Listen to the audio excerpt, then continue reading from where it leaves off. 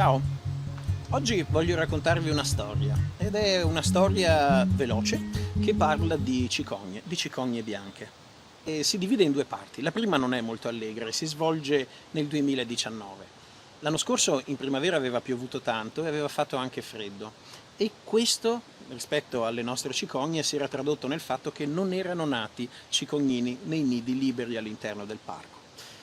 Delle uova deposte in voliera eravamo riusciti a incubarne due e da queste due uova erano nati ovviamente due cicognini, ma solo uno dei due riuscì a crescere e poi venne reinserito in voliera. Quindi rispetto agli anni precedenti il 2019 non era stato davvero un bell'anno, ma il peggio doveva ancora venire, perché poi nell'autunno, tra la fine di settembre e l'inizio di ottobre, accadde una cosa.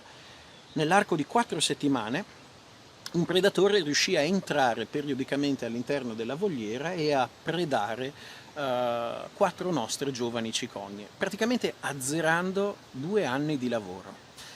Però non ci siamo persi d'animo e abbiamo semplicemente blindato la voliera impedendo a questo predatore di penetrare al di sotto della recinzione per poi andare a prendersi ulteriori cicogne. Ovviamente chi poteva essere questo predatore? 99% era stata una volpe. Comunque da quando abbiamo messo poi le reti la volpe non ha più predato nessuna cicogna.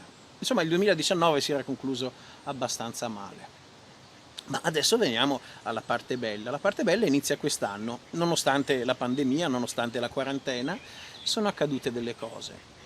La prima di queste è che è arrivata una coppia di cicogne nuova, una coppia di cicogne dotate di anello, cicogne libere che volano e attraverso quell'anello siamo riusciti a risalire al fatto che questi animali provengono dal vicino centro cicogne di Silea. Beh, una delle loro coppie di cicogne quest'anno ha deciso di venire a nidificare qua da noi, probabilmente attirata dalla colonia locale che abbiamo qua all'Oasi di Cervara. E attualmente sono sopra alla voliera e stanno covando le loro uova. Non sappiamo quante uova siano perché lì non possiamo salire e non vogliamo disturbarle, ma questa è la prima buona notizia dell'anno. La seconda buona notizia ve la faccio vedere direttamente portandovi con me all'interno della voliera.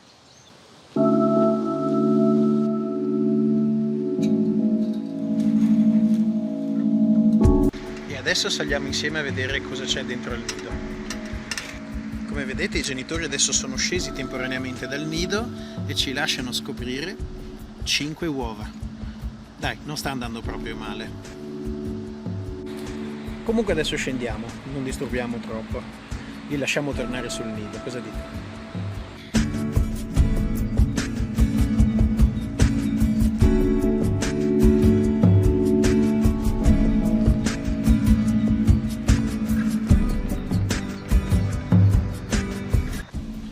Adesso lasciamo le cicogne tranquille, torniamo a osservarle da lontano con un binocolo e speriamo di rivederci presto, magari in compagnia dei cicognini del 2020. Arrivederci!